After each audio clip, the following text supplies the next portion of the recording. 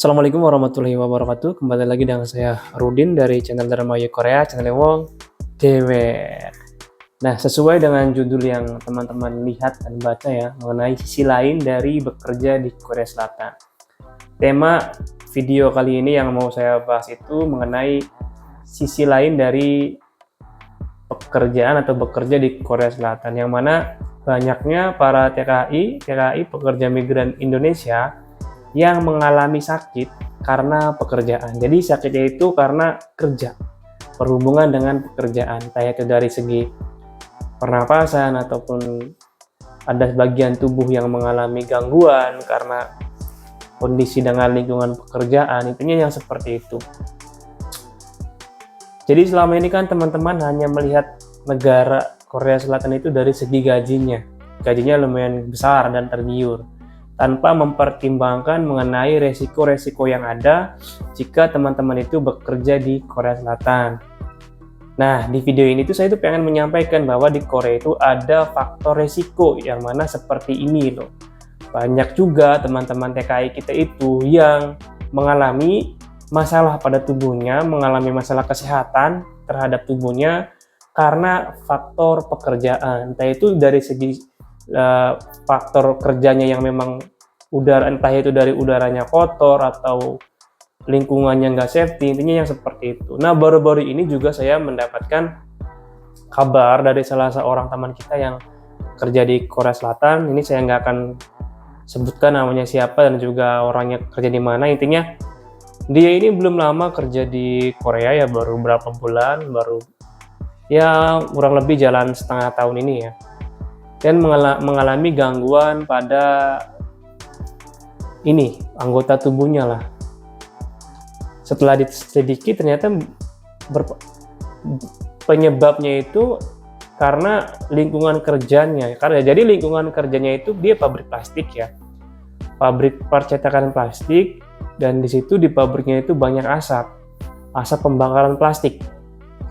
Kalau asap pembakaran yang lain kan mungkin nggak terlalu ini ya, tapi kalau teman-teman kan tahu ya, kalau kita bakar sampah atau sama plastik dibakar, terus asapnya itu kan berwarna hitam biasanya kalau plastik ya. Dihirup ke kita itu kan sakit kan pernapasan kita. Nah, itu sakitnya gara-gara itu. Jadi beberapa kali teman kita ini bolak-balik ke dokter memeriksakan anggota tubuhnya yang sakit dan kondisinya sudah semakin parah, dan sekarang lagi proses mau minta pindah orangnya. Dia tanya ke saya, minta solusi, ya saya berikan solusi yang saya bisa. Mendingan kamu pindah aja karena kamu udah parah. Kamu pindah dulu, terus kamu cari pekerjaan yang lebih santai dan bisa sambil berobat, begitu kata saya. Dan hal-hal yang seperti ini itu banyak ya teman-teman ya, nggak cuma 1-2 orang. Sebenarnya banyak. Dan saya juga ya beberapa kali juga mendapatkan inbox atau pesan-pesan yang ya sama seperti inilah, intinya terkait dengan pekerjaan.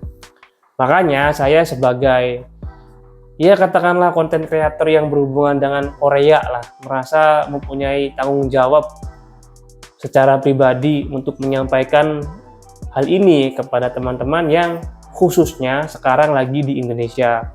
Saya itu lagi mempersiapkan diri untuk ujian IPS TOPIK atau menunggu panggilan SLC dan sebagainya. Apakah saya pernah mengalami? Saya pun pernah mengalami masalah yang seperti ini. Seperti yang teman-teman ketahui, di pabrik saya yang pertama itu ya kurang lebih kondisinya sama.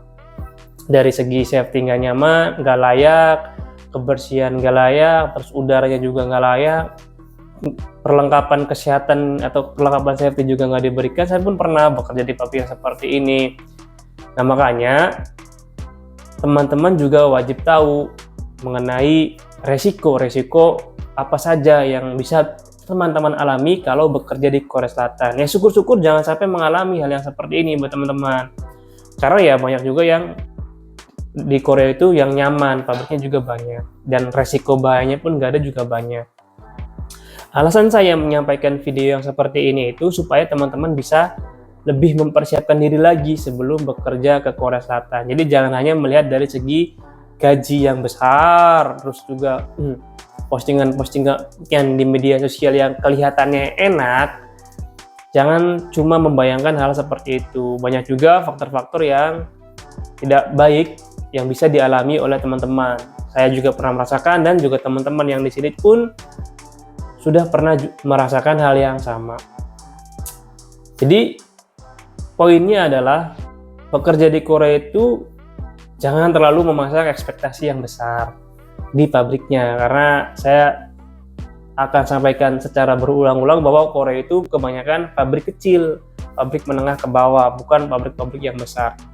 Pabrik-pabrik yang tepatnya di daerah pelosok, jauh dari keramaian, jauh dari pasar, jauh dari toko itu banyak. Pabrik yang tempatnya itu di atas bukit, tengah gunung itu banyak teman-teman. Jangan sampai kaget kalau mengalami hal yang seperti ini, begitu. Belum lagi kalau nanti di pabrik itu udah di tengah hutan, nggak ada akses kemana-mana, nggak ada orang Indonesia juga kan bingung kan kalau seperti itu. Oke, sekian dulu ya video yang saya sampaikan, semoga bisa mengedukasi. Sampai ketemu di video saya berikutnya. Salam.